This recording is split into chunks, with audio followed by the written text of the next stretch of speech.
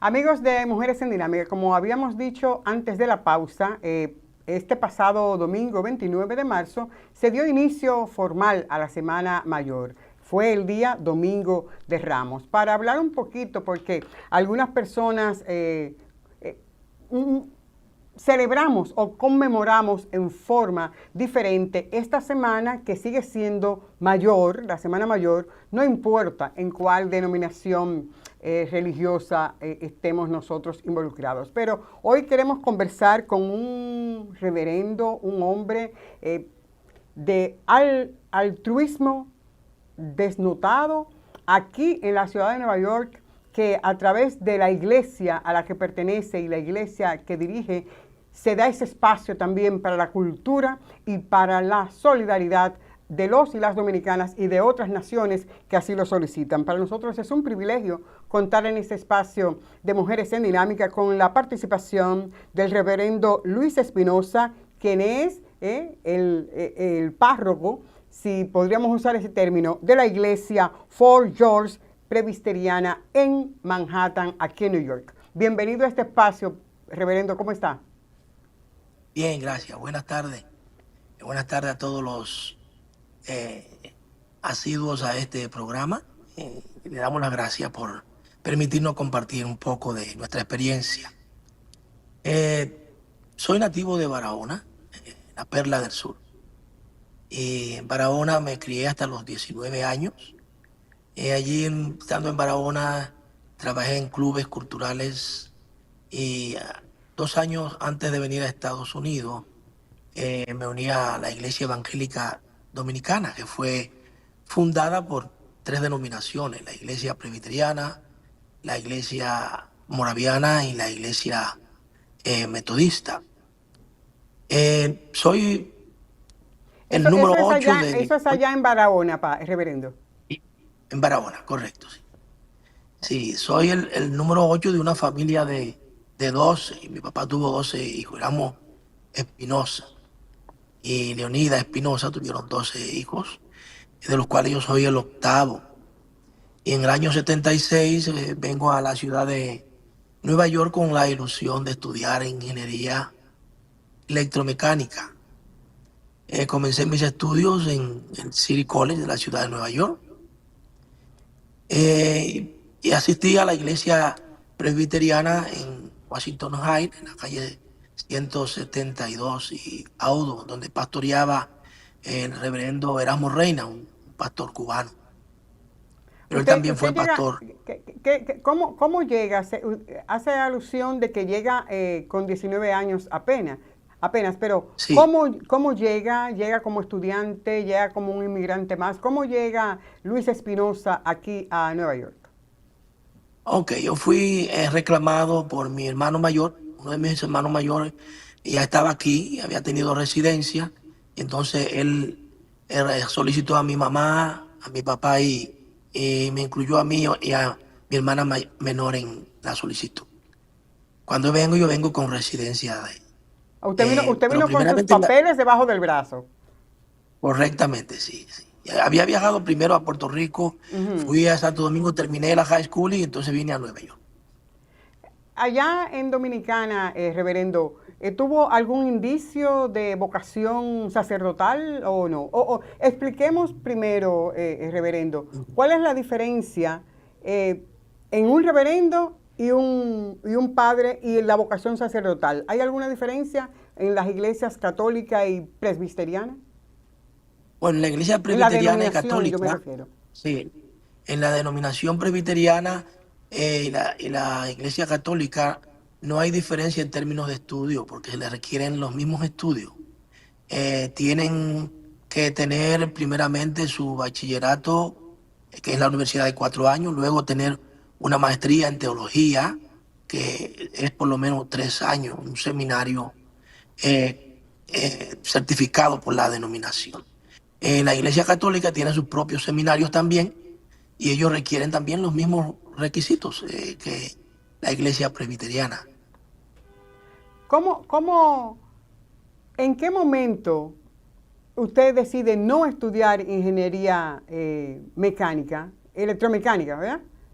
¿En qué Sí, momento sí. y entonces se inclina por esta vocación que ha llevado durante muchos años aquí en la ciudad de Nueva York, la vocación de llevar el cristianismo para los feligreses que acuden a su iglesia. Ok. Mientras asistía en Nueva York a la iglesia presbiteriana de Washington Heights, Ujú.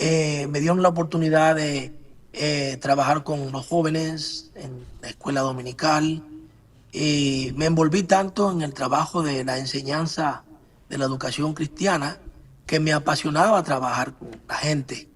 Y entonces, mientras asistía a la universidad, yo estaba descubriendo que mi pasión no era trabajar con alambritos y circuitos, sino con trabajar con la gente, tratando de escucharlo y de trabajar y ayudarlos en sus problemas diarios. Y entonces me di cuenta que mi pasión no era trabajar electromecánica, sino trabajar con la gente. Y entonces ¿En decidí qué años eh, estamos hablando ahí, reverendo? en el año 1982.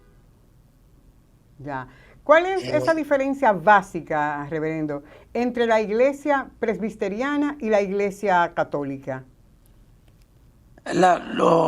la diferencia básica es simplemente que la Iglesia Católica utiliza imágenes en sus templos, pero después el Dios es el mismo, la fe es la misma, los sacramentos de la comunión y el bautismo es el mismo, excepto que la Iglesia Católica tiene como sacramentos otros también, otras prácticas como son la extrema unción y el mismo matrimonio es un sacramento. Para la Iglesia presbiteriana el matrimonio no es un sacramento, o sea, no es algo que Cristo instituyó, que la gente tenga que casarse, porque un sacramento es algo que Cristo instituyó, ¿no?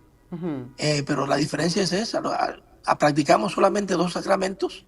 La Iglesia Católica tiene más de dos sacramentos y utilizan la práctica de los santos, la figura en sus templos. Nosotros no usamos figuras en nuestros templos.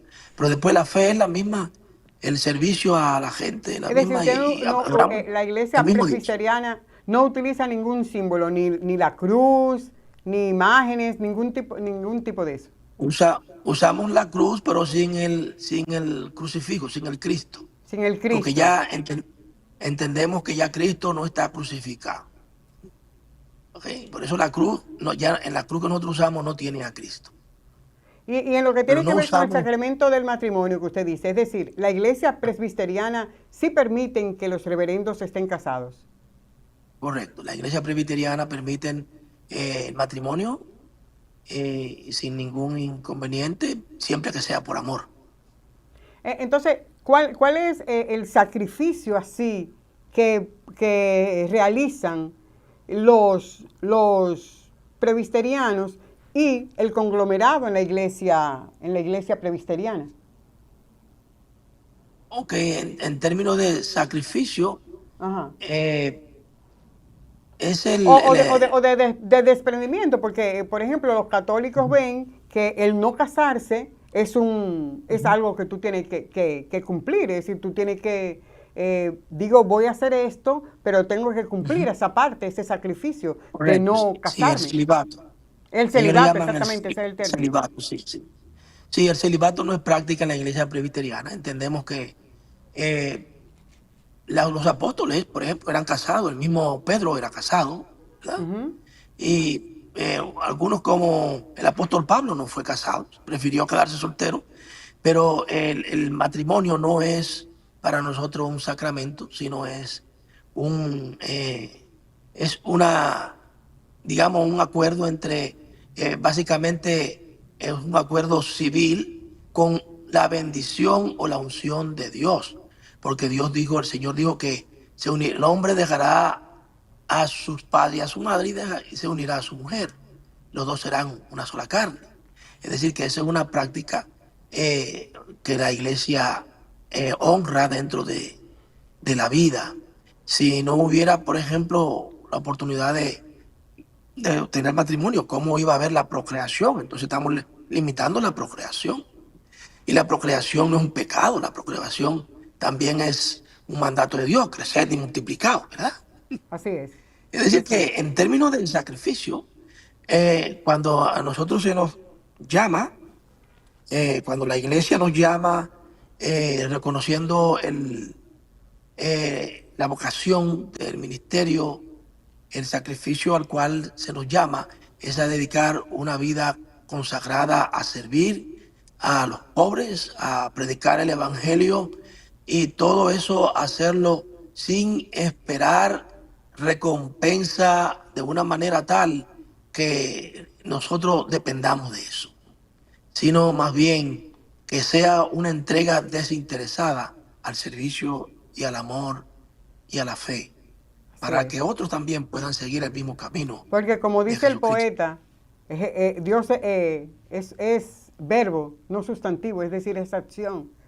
Y en términos muy Correcto, correcto. personales, reverendo, yo sé que usted desde su posición, he visto ese verbo en usted y en su quehacer. Y de verdad, permítame decírselo aquí públicamente, no acostumbro mucho a eso porque no nos gusta ese tipo de cosas como vanagloriar, pero en el caso suyo sí me gustaría hacerlo público como debe ser, porque he visto su generosidad y la solidaridad que necesita la iglesia en este tiempo. Hablando así, reverendo, ¿cómo se sustenta la iglesia presbiteriana? Sabemos que en el caso de la católica tenemos el Vaticano, pero ¿cuál es la sede principal de la iglesia presbiteriana?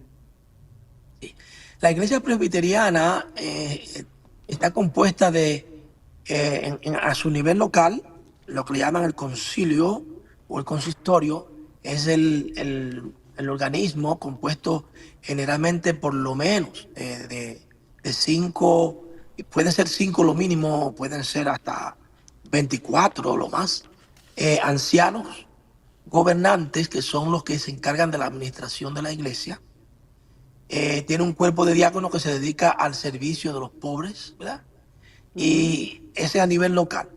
Luego, a nivel de la ciudad, tenemos lo que llaman el presbiterio. En el caso nuestro, pertenecemos al presbiterio de la ciudad de Nueva York, que está compuesto por 89 iglesias o congregaciones dentro de lo que se llama Manhattan, el Bronx, Brooklyn, Staten Island y Queens. Y cada una de nuestras iglesias forman parte de ese presbiterio. Los presbiterios, tanto como las congregaciones, pertenecen al organismo nacional que se llama la Asamblea General. Es decir, que son fundamentalmente tres organismos bajo los cuales la iglesia presbiteriana se rige: el concilio local, el presbiterio y el concilio mayor, que es la Asamblea General, que fundamentalmente es la misma forma de la Constitución de los Estados Unidos de América. Si usted lee la historia de la Constitución de los Estados Unidos de América, se dará cuenta que una firma de ella fue una firma de un presbítero, o sea, de un presbiteriano, Witherspoon. La nación americana hizo su constitución basada en la constitución presbiteriana. Por eso ustedes ven que tienen también tres poderes. Tienen el poder el Congreso, el poder a nivel de los 100 senadores, y luego la Asamblea General, que en este caso es la Suprema Corte de Justicia. Así que la nación americana copió de la iglesia presbiteriana la forma de gobierno, y así que se gobierna también la iglesia presbiteriana, bajo esa forma. La iglesia presbiteriana, reverendo, ¿tiene que ver con el legendario que conocemos Martín Lutero? Sí, correcto. Martín Lutero fue el iniciador de la reforma. La iglesia presbiteriana es una iglesia reformada porque nace originalmente en la reforma, que fue iniciada por Martín Lutero en el año 1700, 600 y tanto, ¿no? 1500 y tanto. Martín Lutero fue un monje católico. Él nunca tuvo la intención de dividir la iglesia. Su interés era llamar la atención a un momento cuando la iglesia estaba construyendo la catedral de San Pedro, y entonces estaban haciendo recaudación de fondos. Y entonces se pusieron a vender las indulgencias. La indulgencia es que las personas venían, daban una ofrenda sustanciosa, y entonces el sacerdote lo declaraba libre de culpa. Y entonces Martín Ni Lutero vio siquiera lo eso como ponían a una hacer el práctica. Ave María ni el Padre Nuestro como ahora. No, era ya, te Exactamente. salvaste. Te salvaste ya por la ofrenda que diste. Y Martín Lutero dijo, no, eso no es así. El justo por la fe vivirá. Y eso está en Habacuc y lo dice Romanos también. Y entonces él era un maestro de seminario, enseñaba y hizo 95 propuestas y a él lo excomulgaron por hacer esas 95 propuestas que eran en contra de la práctica de la iglesia en ese momento. Pero luego después vinieron, se adhirieron otros, entre ellos eh, no, John Knox, que fue uno de ellos, y el que es actualmente Juan Calvino, que fue el propulsor del presbiterianismo, Ujú. del cual nosotros tenemos básicamente la teología en el día de hoy. Pero la iglesia presbiteriana es parte de la iglesia universal. Y nuestra manera de sostenernos es simplemente con las ofrendas a nivel local, haciendo actividades profundas. Tenemos también, como dicen, la iglesia puede no solamente hacer profundo, sino también pueden recibir cualquier donación de cualquier institución legalmente establecida. Y a través de la Asamblea General también recibimos fondos para promover diferentes eventos y actividades. Actualmente tenemos una serie de programas bajo los cuales estamos trabajando. Entre ellos, uno comenzamos los sábados, llaman Madres y Padres con Esperanza, que es un programa para las madres que estén solteras, que tengan hijos y los padres también, tratar de atraerlos y darles orientación, charla y sentido de esperanza, porque no se sientan solos trabajando con Dios. Así que nuestra iglesia lo que quiere es llevar a Dios a la comunidad, hacerle sentir que Dios no está lejos de su situación y que Dios se identifica con sus problemas, sean cuales sean. Y nuestra pasión es eso, por eso, servir desinteresadamente a la comunidad, identificarnos a la comunidad con sus problemas. Y mientras Dios nos permita hacerlo, lo hacemos dándole siempre la gloria y la honra al Señor. Su valoración de las otras denominaciones, padre. ¿Usted cree, reverendo, que en este momento la iglesia se conforma según lo que usted está planteado? Es decir, plantea la iglesia el bien común, está del lado del bien común en este tiempo. Su valoración sobre las iglesias, las distintas denominaciones, al margen de la iglesia presbiteriana que usted representa. ¿Usted cree realmente que la iglesia está desempeñando su función? Sí, que yo pienso que sí. No creemos, como dice la última Coca-Cola en el desierto. Pensamos que Dios tiene diferentes actores y diferentes escenarios en los cuales Él actúa para el mismo propósito. Claro, unos son más fieles, otros son menos fieles, pero todos tratan de hacer un esfuerzo de agradar a Dios en lo que hacen. Y nosotros no juzgamos si algunos tienen sus fallas, porque yo creo que ninguna iglesia es perfecta, ¿verdad? La iglesia va a ser perfecta en el día cuando el Señor venga a buscarla, que Él entonces, la iglesia ya no va a ser necesaria, porque ya al Él estar aquí, ya la iglesia cesa en su función como intermediadora entre Dios y los seres humanos. Pero yo pienso que sí, la iglesia en cualquier rincón de la tierra, porque todavía hay muchos lugares donde hay que llevar este mensaje del amor y la gracia de Dios, y la iglesia está tratando de ser fieles, no importa la denominación que sea, están tratando de ser fieles según sus posibilidades, ¿verdad? Y como dije antes, ninguna iglesia es perfecta porque está compuesta por seres humanos. Y los seres humanos, ninguno somos perfectos. Así es. Reverendo, en el caso vemos que, bueno, en la iglesia evangélica hemos visto cierto avance del papel de la mujer en estos cónclaves también, pero sabemos, por ejemplo, en el caso de la iglesia católica que hay todavía en este tiempo reservas para que la mujer pueda escalar alguna posición de decisión más allá de hacer algunas cosillas, algún panecillo, alguna cosa y de llevar las hostias. Entonces, ¿cuál es el papel fundamental de la mujer en la iglesia presbiteriana? Gracias por esa pregunta. La iglesia presbiteriana hace 75 años comenzó a ordenar mujeres al ministerio. La iglesia presbiteriana es una de las que más ha avanzado en eso, que quizá la reforma nos dio la oportunidad de abrirnos más a esta visión que Dios tiene de la iglesia. Si nosotros vamos a las escrituras, nuestro Señor Jesucristo era el primero en apoyar a las mujeres en su trabajo y en su ministerio. Inclusive, si no es por las mujeres, nadie se hubiera enterado que Jesús había resucitado. Fueron las mujeres las que primeramente descubrieron que Jesús no estaba en la tumba y dieron las buenas nuevas a los discípulos. Es decir, que las mujeres, Dios las ha usado como un instrumento para bendición y para proclamar su evangelio. Y la iglesia presbiteriana ha reconocido eso.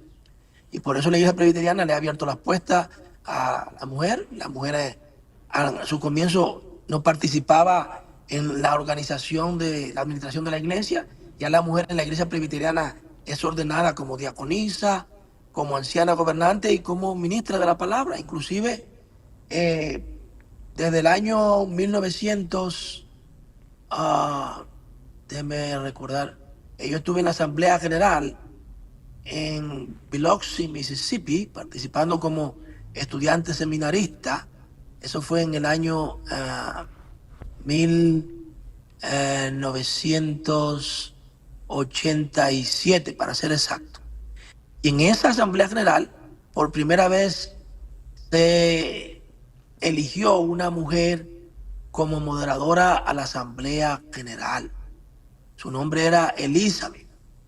Por esa señora haber sido elegida y ser un gran ejemplo de mujer, fue que yo le puse a mi segunda niña Isabel. Wow. Nunca lo olvidé. Le puse el nombre de Isabel por el liderazgo de esa mujer, que fue la primera mujer ordenada como, o más bien instalada como moderadora de la Asamblea General. Pero ya como pastoras ya hacían 25 años, así que la iglesia presbiteriana tiene cerca de 75 años que ordena mujeres al ministerio, en la misma capacidad que los hombres. Es decir, con las mismas atribuciones de oficiar misas y todo eso. Ofician misa, todos los sacramentos, incluyendo matrimonio, todo lo que hace un ministro lo hace una ministra. Wow. Y más o menos tenemos un estimado, reverendo, de cuántas mujeres en este momento ocupan posiciones relevantes en la iglesia presbiteriana. Más o menos. Si no se acuerdan, no hay problema. No tengo el número actualmente, pero yo sé que cerca del 50% de las posiciones en la iglesia presbiteriana son ocupadas por mujeres. Wow. Reverendo, ¿cómo llega usted a esa iglesia que usted dirige en este momento? La iglesia que está ubicada en el 1525 de San Nicolás, eso es esquina 186, ahí en Manhattan. ¿Cómo llega el reverendo Luis Espinosa a ocupar esta posición en esa iglesia? Sí. Yo me crié en esta comunidad, como dije, asistiendo a la iglesia presbiteriana Washington Heights. Cuando fui a estudiar a Puerto Rico, al Seminario Teológico de Puerto Rico, el presbiterio me dio permiso a ir a estudiar teología a Puerto Rico con el compromiso de regresar de nuevo a Nueva York. Y yo regresé entonces, una vez que terminé mi maestría en teología en Puerto Rico, aunque tuve la oportunidad de trabajar allá, me ofrecieron cargos allá, pero yo tenía el compromiso ya de venir a Nueva York. Del retorno. De retorno a Nueva York. Entonces, cuando regresé a Nueva York, el presbiterio de la ciudad de Nueva York me ordenó como ministro en la primera iglesia presbiteriana de habla española, que es la iglesia presbiteriana El Buen Vecino, en la calle 106 y Amsterdam, entre Amsterdam y Park Avenue. Allí yo estuve trabajando 2 años después de mi ordenación, desde el 88 hasta el 90. Y en el 90, esta iglesia donde estoy pastoreando ahora, Fort George, es una iglesia que había sido anglosajona. Y por la ancianidad, muchos se retiraron y muchos murieron. Y quedó un grupo hispano dirigiendo la iglesia. Y el presbiterio de Nueva York estaba listo para cerrar esta iglesia porque ya eran muy pocas las membresías y no había con qué sostener. Pero entonces, quien estaba moderando esta congregación, que era precisamente una pastora, la reverenda Idalisa Fernández, ella fue mi pastora original en mi iglesia madre de Washington Heights. Ella supo que yo iba a concluir mi término de 2 años en El Buen Vecino y me solicitó si yo podía venir a trabajar a esta iglesia. Ellos no tenían fondos suficientes para pagar un pastor full time, pero lo poco que tenían, ellos querían disponerlo para comenzar un trabajo de desarrollo. Y entonces decidí terminar mi término con El Buen Vecino y aceptar el reto, porque fue un reto. Yo iba a ganar menos dinero aquí, iba a tener más trabajo, pero me apasionaba venir porque venía a mi propia comunidad. A su comunidad. Entonces, a mi comunidad. Entonces, en base a eso, pues decidí venir a trabajar a Fort George. Eso fue en el año 1990. Ajá. En ¿Puede 90, usted en el 90 estamos aquí subiendo. Hacer un resumen de algunos logros específicos que usted haya obtenido durante su gestión desde 1990 al frente de la iglesia Fort George? Ok. Uno de los que hemos mantenido fue la fundación de Fort George Community Enrichment Center. Ese es un centro de la comunidad que recibe a niños en edad preescolar sin ningún costo en las facilidades que tenemos. Y este programa ya tiene aproximadamente unos 5 años más de lo que yo tengo aquí, ¿no? Porque comenzó como un plan piloto. Y al yo llegar aquí, entonces lo establecimos como un programa amplio de servicio a la comunidad. Ha crecido tanto el programa que no solamente tenemos las facilidades originales de la iglesia, 3 pisos,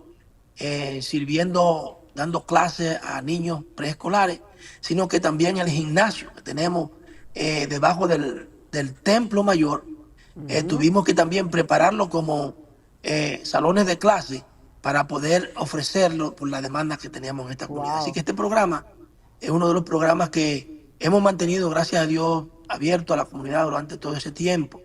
Hemos tenido programas de clase para adultos, de clase de bilingüe, de inglés, de ESL.